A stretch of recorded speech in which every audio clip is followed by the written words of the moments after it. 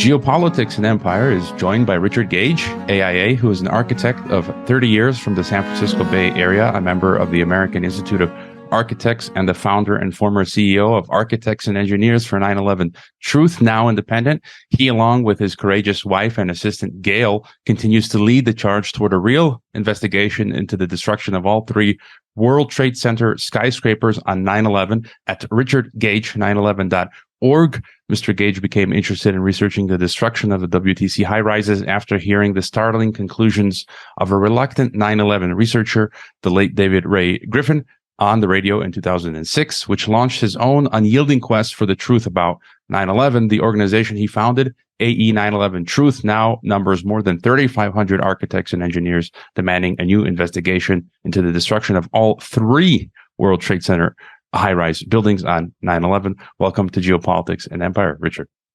Thank you so much. It's just an honor to be here with you today.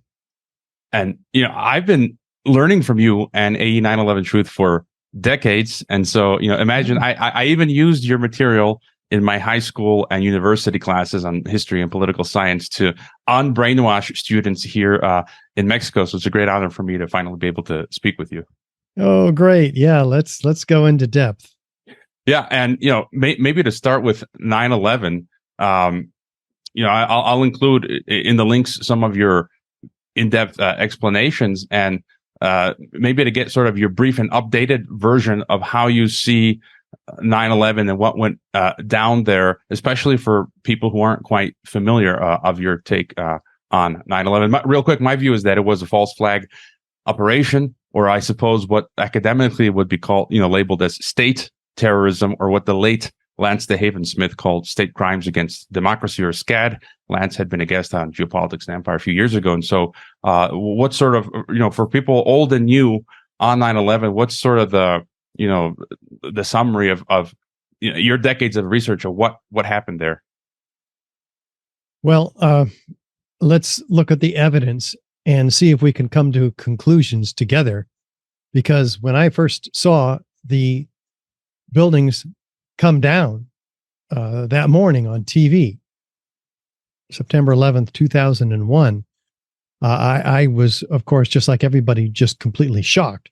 And so I swallowed the official narrative, hook, line, and sinker. And it wasn't until 2006, actually March 29, yep, that I heard David Ray Griffin on the radio, and he was giving me all of this evidence. So my worldview turned completely around over the course of several weeks as I verified what he was telling me. And I'm in alignment with your view, but that won't mean anything to those who are unaccustomed, unfamiliar with the evidence of the destruction of all three World Trade Center skyscrapers. So I like to begin with World Trade Center 7 so people can get real clear right up front what we're looking at.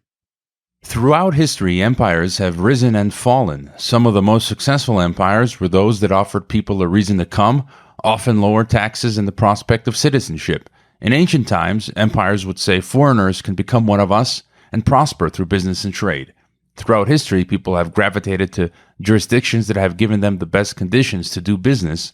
So if you run a business, you should consider nomad capitalists because they help entrepreneurs and investors relocate to parts of the world where they can keep more of their wealth. They literally wrote the book on it, The Best-Selling Nomad Capitalist. Find it on Amazon.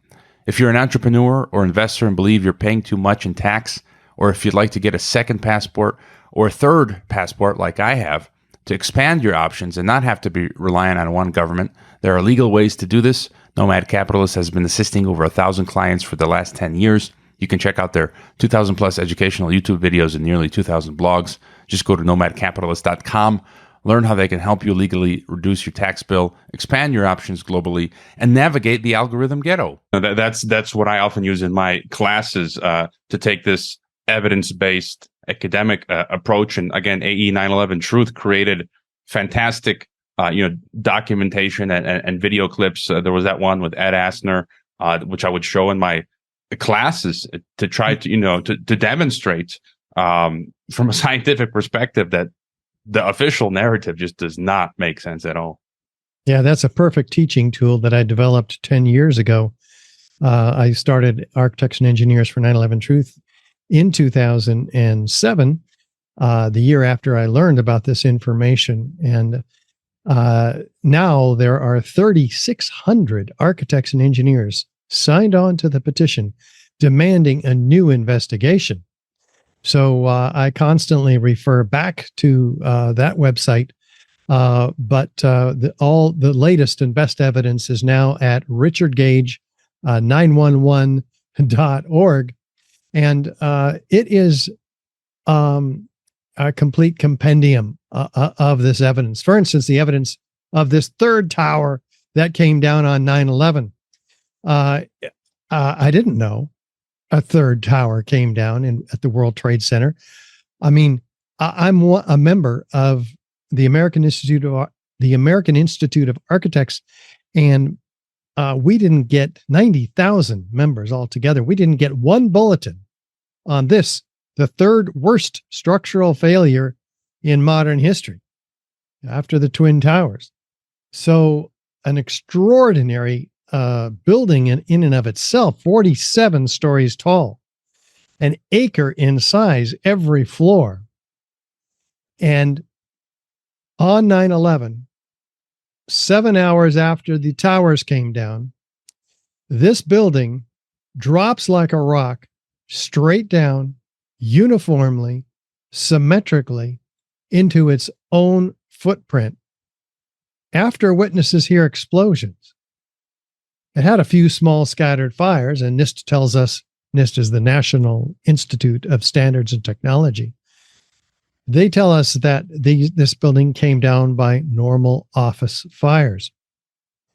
No steel frame high-rise in history has ever come down by office fires. This is the first and unprecedented example of such. And so we like to show this building coming down. You can visit the website, richardgage911.org, and look on the right side. You'll see this building coming down right before your eyes. An extraordinary phenomena many of us are familiar with, like the old hotels here in Las Vegas in our country. It looks exactly like a controlled demolition. And so there's 11 videos of this building's collapse, and all of them, of course, look the same. So we have to ask ourselves, what happened here? Well, we have to go to the forensic evidence also available to the U.S. Geological Survey, to FEMA, who did the original report on this building's collapse. What did FEMA find? They found in their metallurgical examination, which they published in Appendix C of their report, Building Performance Team Assessment Report, BPAT, in May of 2002. This metallurgical report cites hot sulfur corrosion attack on the steel, liquid molten iron invading the grain boundaries of the steel. Its author, Jonathan Barnett, says the ends of the beam were partly evaporated in extraordinarily high conditions, high temperatures. So let's unpack this. I mean, office fires, and there were office fires in Building 7, they're only probably about 500 degrees, maybe at the worst, office fires can get 1,000 degrees, but not these scattered fires, which were few and small also. It takes 2,800 degrees to begin to melt steel or iron. And melted iron, molten iron, is what they found and documented very carefully in this Appendix C, along with hot sulfur corrosion attack on the steel.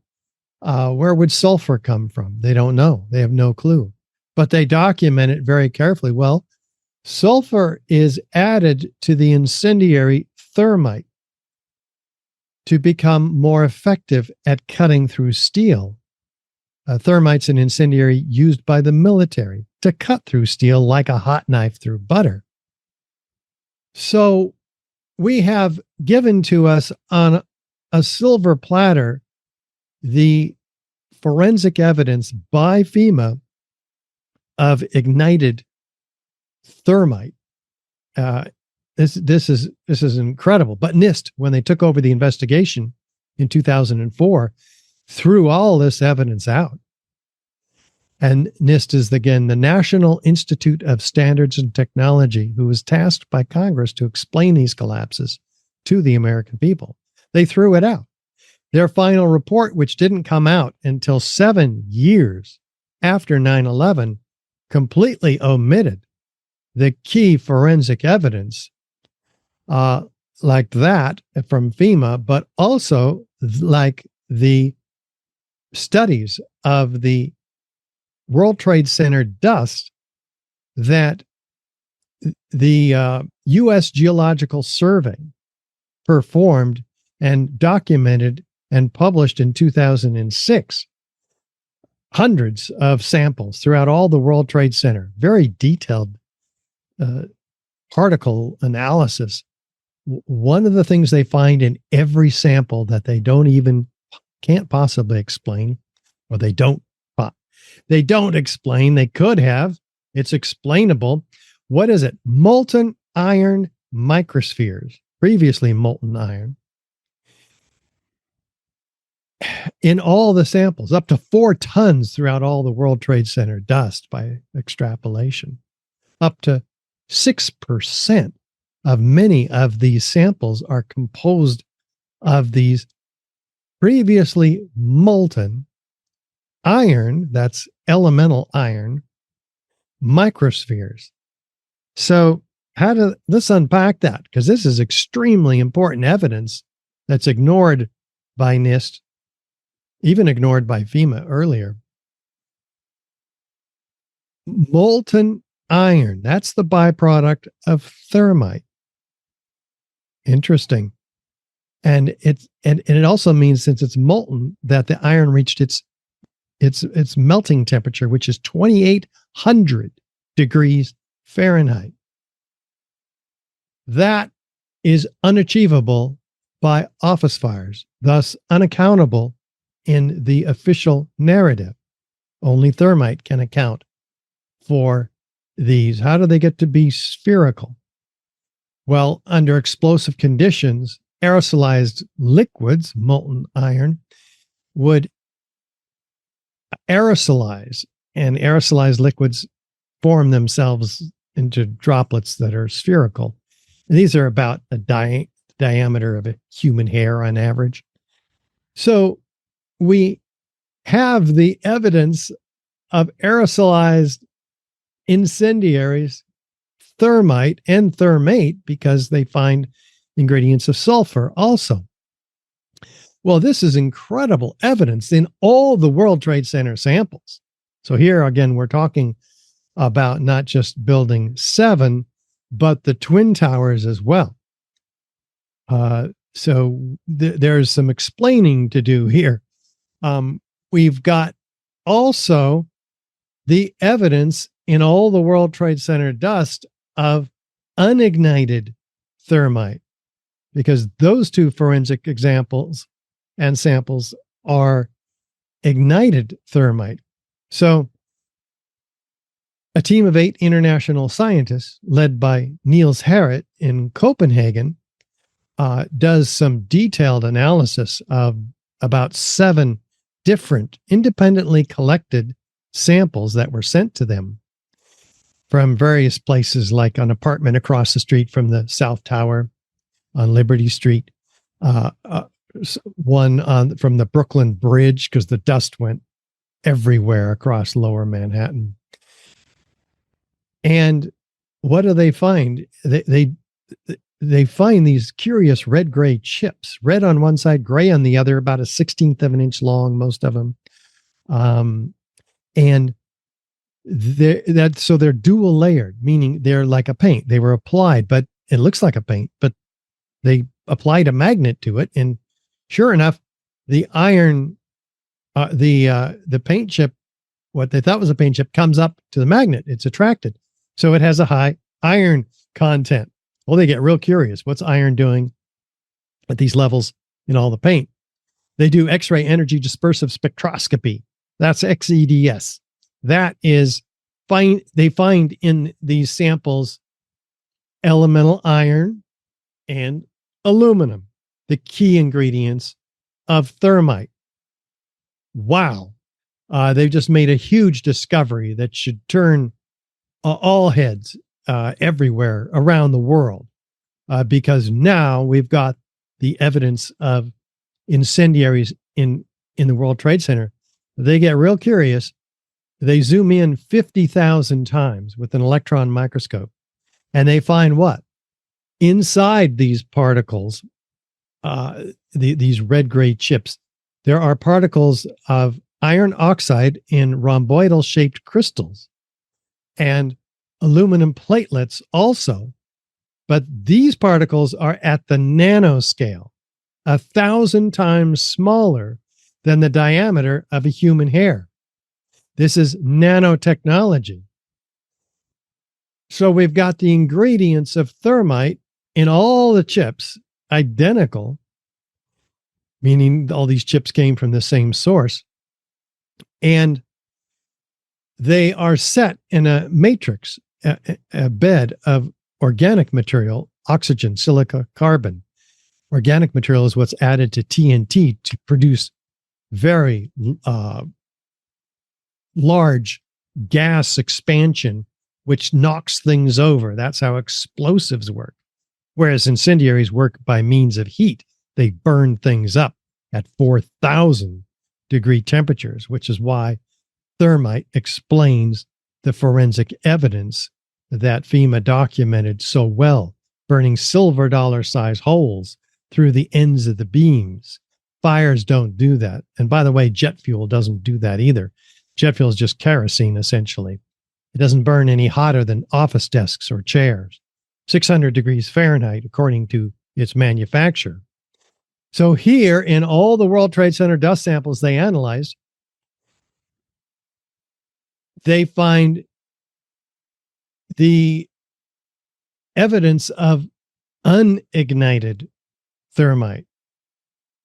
Before we found the evidence of ignited thermite, now unignited thermite. This is rather incredible. They take these chips, they put them in a heater, a differential scanning calorimeter, so they can measure the energy that comes out. And they ignite at about 758 Fahrenheit. And what happens when they ignite these chips? They produce what? Molten iron microspheres with the exact same chemical signature as the molten iron microspheres found in all the World Trade Center dust by the U.S. Geological Survey that they can't identify. R.J. Lee did analysis on it also. And they say these were formed during the event, not afterward, not before. I mean, by the iron workers who are putting the buildings together, not afterward by the iron workers taking the building apart, but during the event, which is obvious because that's how spheres are formed during incredible high heat. Mm-hmm.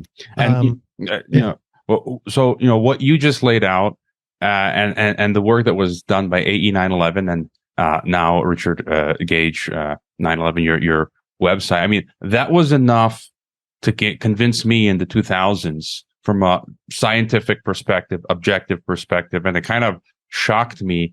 And I think the reason that people find this hard to swallow is not even from the evidence itself. It's a psychological, emotional issue to think that, sort of you get into Stockholm syndrome and people not wanting to believe that their governments who are supposed to protect them are actually murdering them. And then I studied history, and that led me down studying false flags in history. I believe the 1999 Moscow apartment bombings were a Russian false flag or state terrorism. And then you just go through history, you can see, Oklahoma City, the pretext to invade Iraq in 1990 with the false, accusation of babies and it being thrown out of incubators. And then Gulf of Tonkin, 1964, that's declassified now. Operation Northwoods, Lusitania. You just go on and on. Many countries do this. The Japanese did it. Israel has done it. Russians, many European countries. And so once I kind of understood that history and then the work you've done, it's just kind of been like, okay, now a lot of this makes sense. And then, it's been 20 plus years and time is passing and, we're sort of moving further away from the truth. And yet Washington is continuing to carry out false flag operations. We got the Ukraine war, the Nord Stream events, Governor Whitmer of Michigan. If people look into that, I'm convinced that was a false flag because most of the people involved in that were FBI agents or informants, and the plot was entirely cooked up by the FBI. There's a new documentary coming out about that. And so what are sort of your thoughts 20 years from now and where we're at with 9/11 truth, and then where you're sort of going with it? Well, I inclined to agree with everything that you just listed in terms of false flag operations, this being the classic one. But first, again, for those of our viewers today who are unfamiliar with the World Trade Center Twin Towers evidence, it's essential that we review that evidence so that when they hear my opinions in detail on the question you just asked, they have a foundation of the science of the Twin Towers to rest on. And so we've given the forensic evidence of ignited and unignited thermite. Now, not nanothermite, very high-tech thermite, which it's not made in a cave in Afghanistan, okay? This is extremely sophisticated stuff made only in the most advanced defense contracting laboratories. And the team examining the red-gray chips published their findings in the Bentham Open Chemical Physics Journal in 2009. We've had it available for more than a decade, and we've gotten it along with our petition signers list and our DVDs and other reports to every member of Congress and several times, and none of them have responded adequately. So we not only have a false flag operation, we have a cover-up on the part of our Congress, on the part of the media, which I've found that 95% of which is owned by just 5 corporations. Who owns those corporations? The same individuals are on the boards of directors of those corporations as are on the corporations' boards who are in control of the corporations in the arms industry, the oil industry, the banking industry, the insurance industry. So these are moving as a flock together, not to the betterment of any society or individual people, but for their own interests. And we just simply look at 9/11 and find out, well, what happened as a result of 9/11? We look at who benefited financially. We clearly see the signs of those same corporations and industries. We need to, for this interview, though, pursue the evidence of the Twin Towers, if I might, because I think that's absolutely essential, as I mentioned. Yep. Yeah. Okay. Yeah. You got it. And thanks, because The Twin Towers, we're told, came down due to weakening of the steel and by the fires. Well, the NIST even acknowledges that 90% of the jet fuel burned up outside the towers. The rest of it was gone in 10 minutes. It simply started fires. And again, jet fuel doesn't burn hotter than 600 degrees in open air, according to ME Petroleum. But what they say is then, after the initiation of collapse, that the upper part of these towers then drove the rest of the towers down to the ground and then destroyed itself. Well, that completely violates the laws of physics, first of all. The upper part is the lightest part. It can't drive the heavier, cold, hard steel below as if it weren't even there. And it begins suddenly and smoothly and accelerates faster and faster and faster, straight down through 80,000 tons of structural steel below the point of jet plane impacts. And so not only could that not have happened, you look at the videos and the photos and you can see clearly with your own eyes that it didn't happen.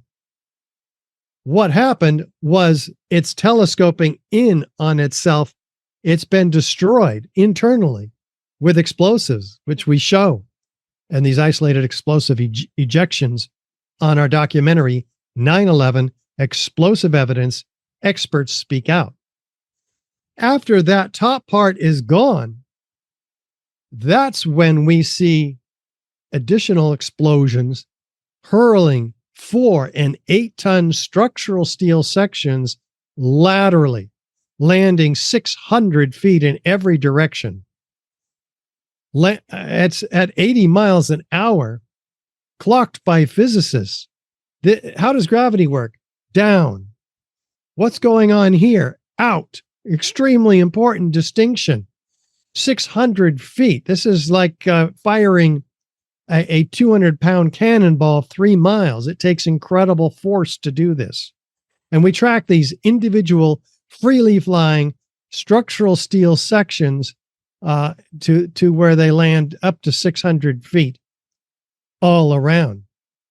Now, before that happens, we have 156 first responders declaring on tape, audio interview, transcribed, and the transcripts are posted on the New York Times website because they had to sue the city to get this information.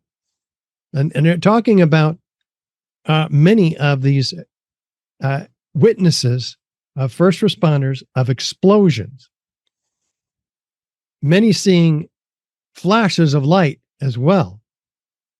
Most all of them before the towers ever came down. Pop, pop, pop, all the way around the building. And then the tower started coming down. Saw a brief light source emitted between floors 10 and 15. And then you saw the building come down. Like firecrackers all the way around the building. One of them says, and then there appeared to be a momentary delay before you could see the beginning of the collapse. I'm quoting here. So this is extremely important information and a vast body of these first responders. And you add the reporters on the day of, 36 out of 40 of the day of reporters describing explosions before the towers came down, most of them. An incredible body of work. And then what do we see? 20 stories down, 40, even 60 stories down below this destruction going on up above, we see isolated explosive ejections that are hurling more structural or solid objects out and clocked by physicists again at 150 to 200 feet per second. These are explosive speeds. So you see, this evidence is got to be heard and seen also. in order to get a foundation and a sense of confidence in the whatever speculation we might come to about who was responsible, how they did it, how they got away with it. We got to know about the steel itself, that upper body of above the point of jet plane impacts of this building section. It's said to have driven the rest of the building down. We already talked about that. It was destroyed itself in the first 4 seconds. Well, after that, with all of the steel ejected laterally outside the footprint, 99% of the steel is outside, well outside the footprint. How then could it possibly have provided enough mass to drive the rest of the building down to the ground? It couldn't have.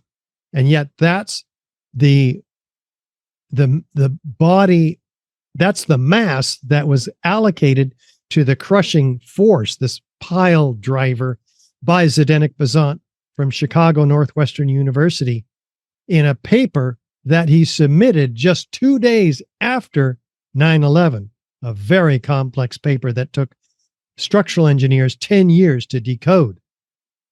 And when they did decode it, they found that he amplified by a factor of 3 the mass up above, and he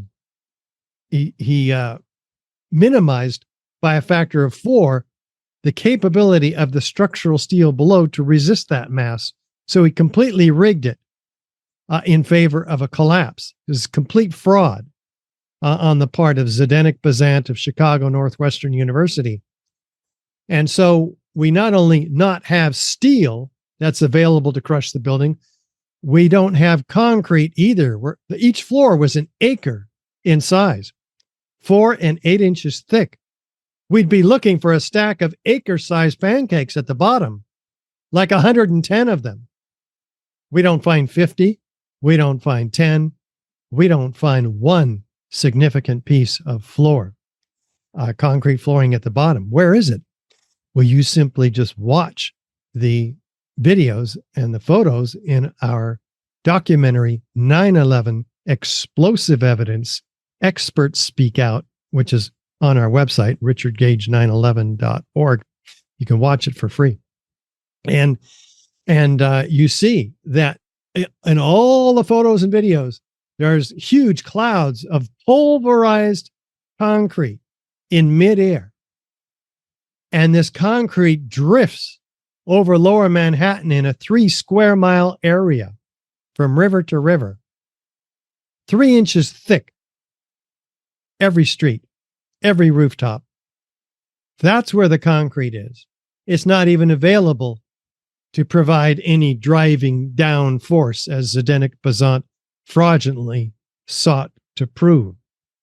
So you can begin to see why we have to look at this evidence very carefully. The forensic evidence in the dust, in the hot molten lava, like lava flowing from a volcano, said many of these first responders.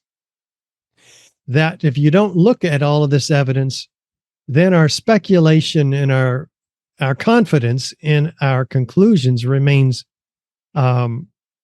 elusive.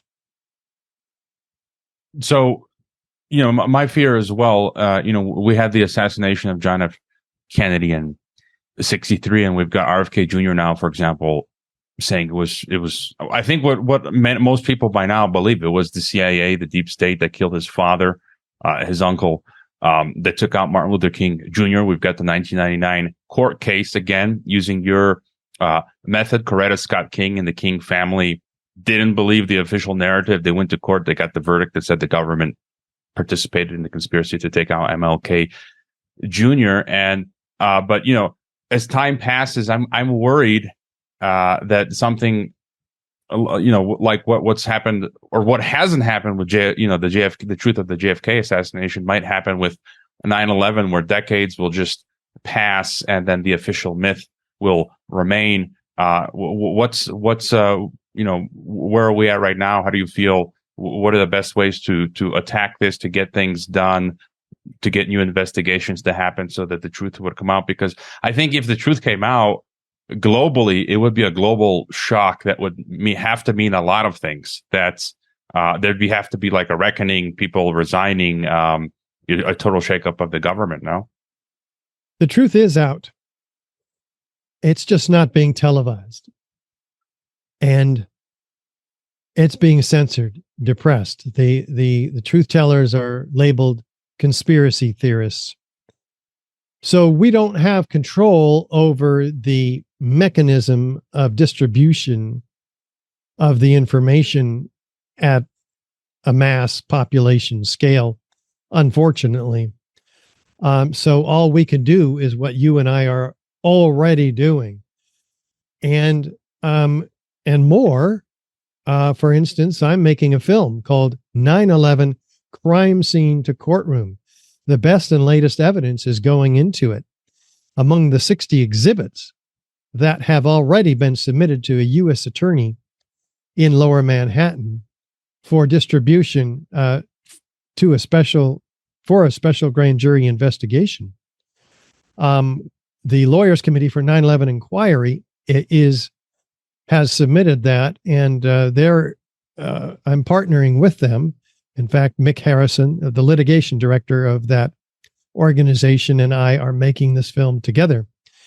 And he is giving advice and evidence and instruction and to the grand jurors, because now we're going straight to a federal court to have the judge give this evidence directly to a special grand jury, because the U.S. attorney did not, which is why we sued him. But we did not prevail in that lawsuit. So we're keeping on doing what we can do. And this is the latest. The film is for the public and the grand jury. And we hope for some legal breakthroughs where we have Freedom of Information Act lawsuits, which will bring forth information. We've got a lawsuit against the FBI and all kinds of other additional legal actions that the Lawyers Committee is working on. I'm working on them with them because I am, in fact, on the board of the Lawyers Committee for 9/11 Inquiry also. And that website, by the way, is LC4, FOR, 911.org. That's LC for 911.org. And you can see a lot of great information there. Many others are doing what they can about 9/11 truth. It's going to take time, lots and lots of time to break through. It's already been 20 years. I know some people have given up. I'll never give up. And, of course, I'll include the links. The links are in the description. And again, people can donate as well to your cause at your website. And then if I may maybe switch to something I've seen you cover previously, which I think is very linked to what we're discussing, is COVID and the parallels. And I've had a few guests on, and my guests and I have had the same conclusion. I'm guessing you do as well, that it's like 9/11 was part one, and some call it COVID 9/11. It's like part two, and probably the same people would be involved, because you see the same pattern where 9/11 happens. They had the bioterror events around that time as well. The anthrax stuff. I've had Dr. Boyle on, who talks about that. Dark wind, all these pandemic simulations, a lot of simulations that went on before COVID, that, a lot before 9/11, there were so many simulations. And one of the keys, the points here, I feel, is after 9/11, we got the Patriot Act. We got this totalitarian surveillance state infrastructure that was being built. And then during and after 9/11, it's like you get a second layer of this dystopian infrastructure being built that's now getting into biosecurity and controlling us through this digital technocracy that's only building on that. And then, what could you tell us about your thoughts related to COVID? And one of the keys for me were the pandemic simulations, because you had at least 3 coronavirus simulations prior to 2020. Of course, everyone knows Event 201, October 2019, but there was, in September of 2019, there was a coronavirus simulation the Chinese ran in Wuhan in their airport. Almost nobody mentions. And then you had Urban Outbreak and Crimson Contagion and SPARS, and I can't even remember them all. So, any thoughts on that? Well, yeah, and we also have Catastrophic Contagion, yet another tabletop exercise promoted by who? Bill Gates, the WHO, and John Hopkins, which simulates yet another and more deadly virus outbreak, which this time in 2025 it's supposed to outbreak. Simulates it targets children, where it really gets us. And it's Bill Gates who says, "Oh, the next one will get their attention." Yeah, that's a quote from Bill Gates, because he wasn't satisfied with the level of vaccination, I guess, and level of fear that they were putting us through. Didn't anticipate the incredible anti-vaccination movement, COVID truth movement. So I have all kinds of comments on this subject. Do you want to? Let me tell you this: the parallels between 9/11. Let's start there. Are incredible, because we have foreknowledge of the events. There are drills, for instance, with regard to 9/11. In fact, 40 military drills and air defense drills up to and including the day of 9/11 that took our fighter jets far away. And the radar techs were confused as to the blips on their radar when they're having a real hijacking going on, and yet there are hijacking exercises, completely confusing them and rendering any response ineffective. And so on we talked about the drills on the side of the COVID side, but we also have advanced knowledge that gets put out there in the form of predictive programming. In other words, they tell us what they're going to do to us. This happens in 9/11 in Hollywood, in the media, comic books, attacks on the Twin Towers. It also happens, of course, in Hollywood with regard to the pandemics. They've been these films have been coming out again and again and again. See, this way, when the conspiracy theorists like myself and you, conspiracy factualists actually, raise these concerns, people can just accuse us of watching too much Hollywood. That's one of the things. But the other thing is they seem to derive some benefit from telling us what they're going to do to us. They have to, apparently, according to the laws, which they appear to be bound by as well. They have to get our consent, even if it's illicitly done. And they do that by all of this telegraphing of what they're going to do. But we also have the abuse of science. In the case of 9/11, we just talked massive quantity of science about the truth about what happened to these buildings. But the inverse of that is the complete abuse and fraud that goes on in the scientific community by FEMA and by NIST, NIST mostly.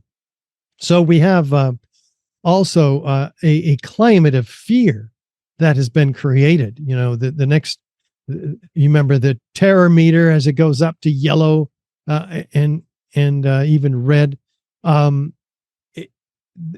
We don't know when the next terror attack is going to be coming at us. All of a sudden, it could be anywhere. And these hyped up false flag operations, again, perpetrated by the FBI to entrap hapless Islamic fundamentalists in various places who were mostly just on drugs.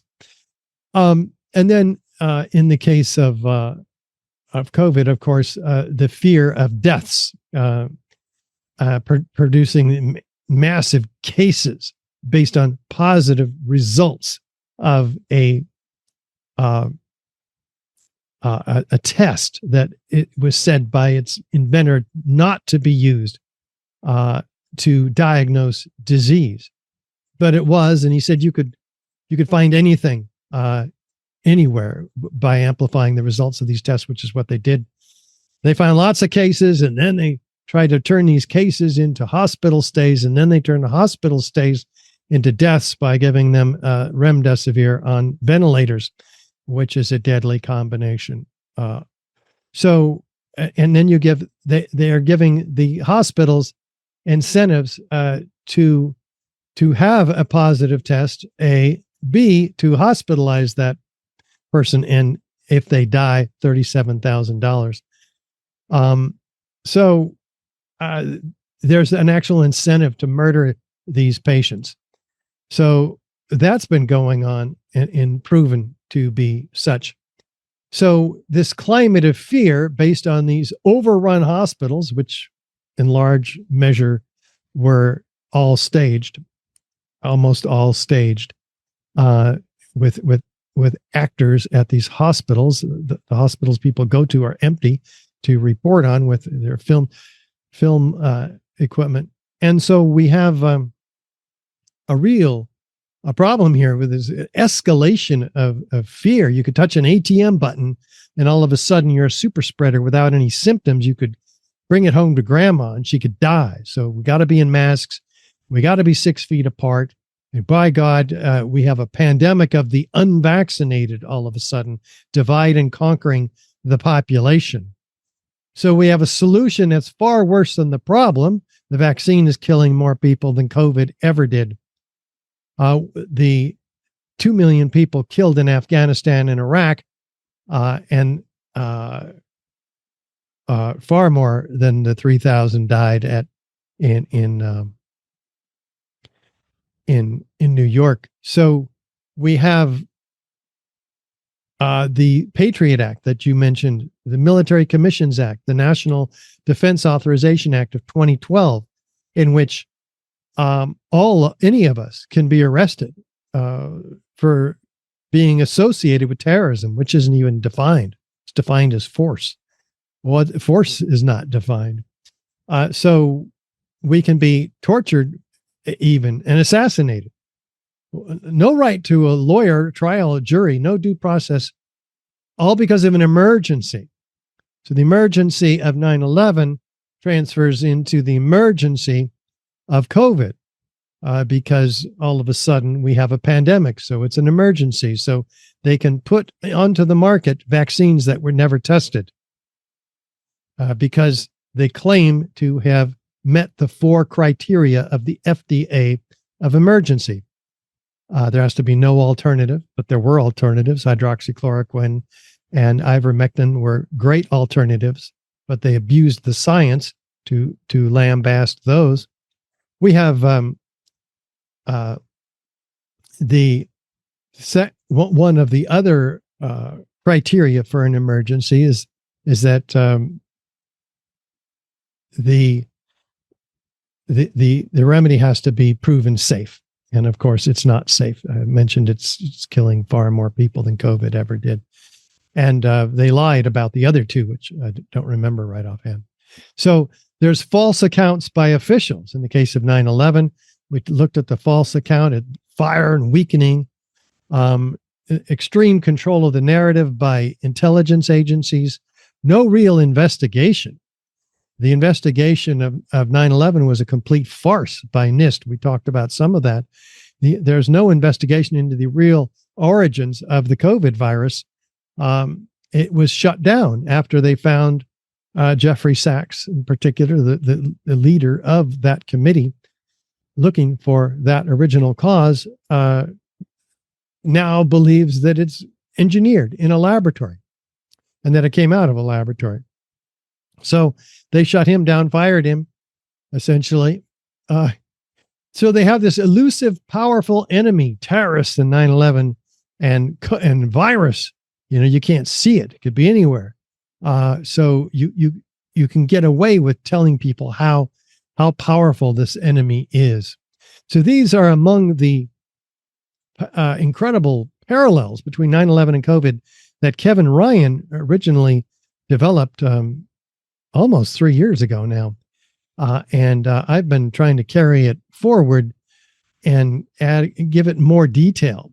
And so we have these developed on our website, richardgage911.org.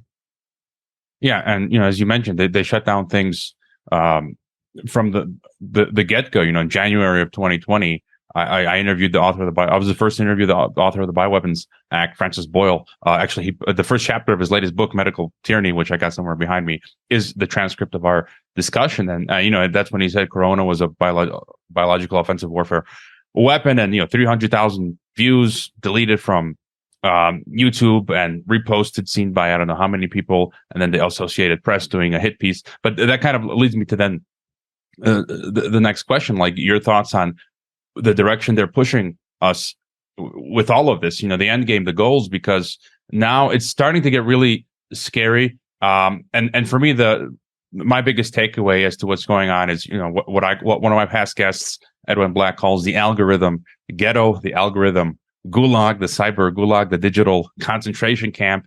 And I'm banned from Patreon. The DHS banned me from PayPal last year. People are having bank accounts shut now in Canada, Australia, USA, just for doing what we're doing right now.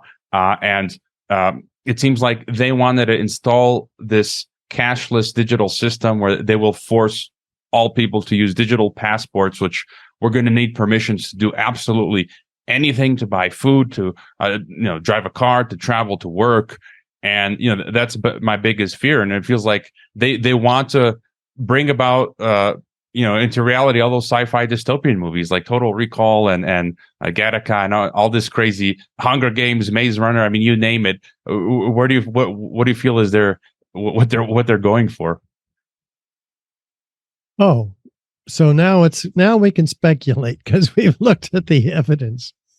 What did they get in terms of 9/11 following 9/11? They achieved many of the goals of a project for a new American century, the project. And this is a neocon think tank that still has its goals published on the website, on the internet. Website is called PNAC, PNAC.org, Project for a New American Century. They listed their goals a year before 9/11. One of them is regional hegemony in the Middle East. Another, a vast increase in the military spending budget, the Pentagon. So, and by the way, Bush brought into power the members of this think tank with him, many of them, including Paul Wolfowitz, Bill Kristol, others, and who these are war hawks. And we have 9/11, right? And we have Bush writing in his diary the day after 9/11. We had our new Pearl Harbor yesterday. And so this is what they cited. They listed their goals, but then they cited that these goals would likely take a long time, absent a catastrophic and catalyzing event like a new Pearl Harbor, which is exactly what Bush wrote about in his diary immediately following 9/11.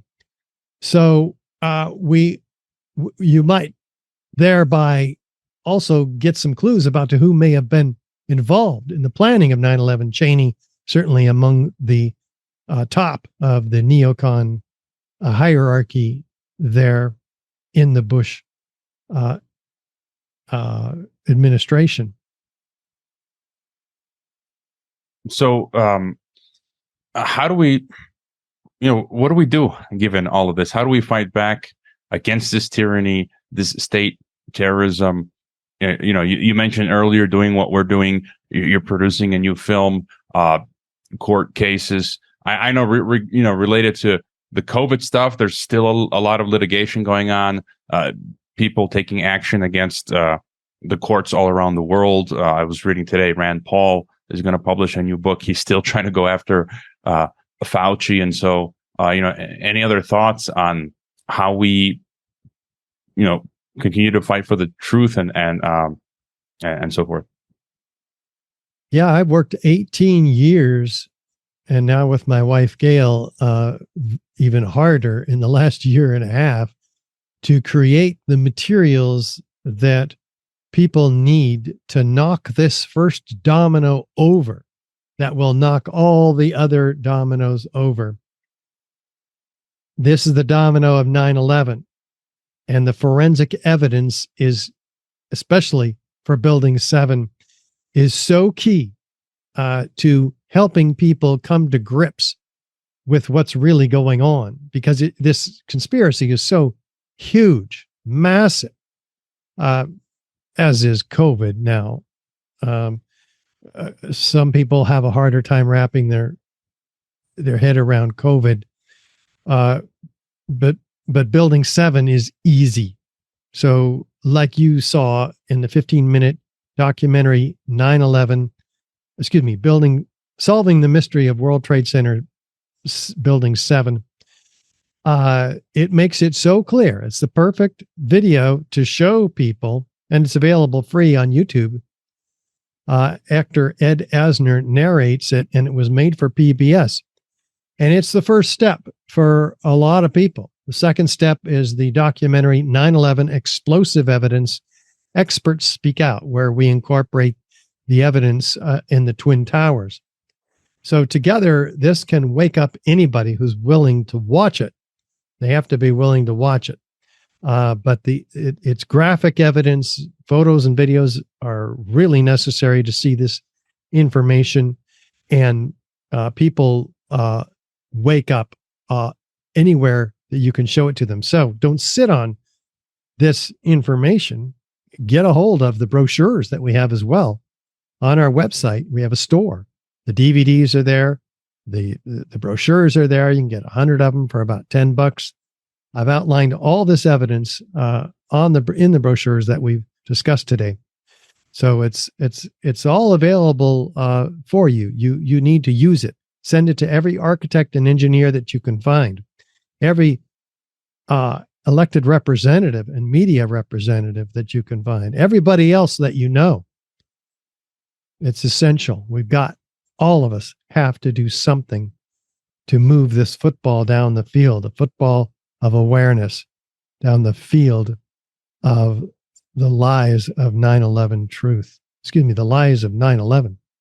That 15-minute video with Ed, I've probably seen it, I don't know how many dozens and dozens of times, because as I mentioned, I had 1,000+ students, and I show it in every class when we were on that subject. And so, and the documentary I've seen as well. And so yeah, I urge people to go look at that. And then the COVID stuff, is there, we talk 9/11, COVID 9/11, the way forward. Is there anything, any other theme or topic that's important for you that we haven't touched on that you want to get across?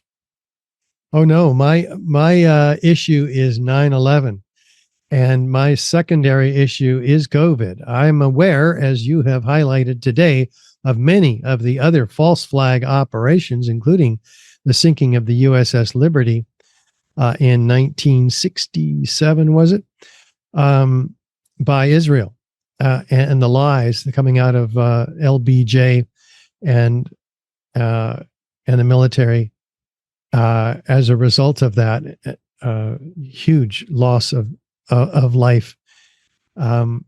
So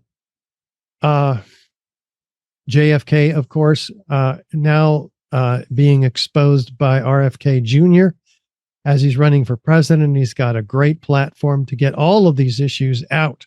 He's primarily interested in waking people up about COVID first, but we hope that he takes on and uses the power of 9/11 truth as well. Yeah, that would be great. And maybe just to get your thought, it's interesting. Again, the decades are passing, and many of the luminaries in 9/11 research are passing. David Ray Griffin, I think a couple years back, was it earlier this year? Graham McQueen, I've got his book behind me. Peter Dale Scott is getting very old. He's been a guest of mine, and I was just hanging out with Ron Paul over the weekend, who's almost 90. And so just your thoughts on the importance of these people, that they've done great work and paved the way for many of us. I've just learned so much from yourself and all of these people, and any thoughts on some of them crossing the river Styx? Oh, I completely agree that we stand on the shoulders of giants, and David Ray Griffin is chief among them. We lost him 4 or 5 months ago now, and Graham McQueen, of course, written many essays. In fact, the 156 first responders of explosions, we know about that because of his work. He read 12,000 pages of testimony. But that's just the beginning of his 9/11 work. But that's the most important for me. And yes, we are growing. It's been 22 years since 9/11, and we have to honor those who have given us so much by never giving up their mission of the truth about 9/11. Yeah, I agree with you. I mean, the truth is the truth, and I just can't sleep at night calmly, pretending like none of this has happened. I don't know how others do, but again, your descriptions will be the links to your all of your work and websites will be in the description. But if you want to let us know right now, what's your most important project or website, and ways that people can help you or support you? Yes, thank you. At our website, which is richardgage911.org, Gage is Gage, we have an article on our most important project ever, and that is the film 9/11 Crime Scene to Courtroom. We're taking the evidence, hard evidence, to court, and you can help co-produce this film. Just click on the article, take a look at the importance of this film, and it'll have a huge effect. It's a film series, 15, maybe 20 episodes we're creating, each on a different section of this evidence. So it's going to be an extraordinary opportunity, and we're halfway through the film now. So you can co-produce with us. So $25, $50, $100, $500, and we've got your name in the credits. So please join us in this incredibly important effort. I'm definitely going to chip in as a way to pay it back for all these years learning from you. I hope listeners chip in as well. And I'm already on the government blacklist, so why not already have my name in the credits for this movie? And so again, links will be in the description. I hope people support your the film. And again, I follow your work for decades. It's been a great privilege to finally speak with you, and thank you for being on Geopolitics and Empire. Oh, it was my honor. Thank you. I hope you enjoyed this Geopolitics and Empire podcast. The website is geopoliticsandempire.com, and I encourage you to sign up for the free email list that goes out with each podcast and every weekend with a collection of news headlines. The newsletter and website are our last lines of defense. we're being censored and deplatformed. It's nearly impossible to find Geopolitics and Empire on the Google search engine. We've been blacklisted. YouTube frequently takes down our videos with strikes. Facebook restricts our page. Reddit and Twitter take down posts.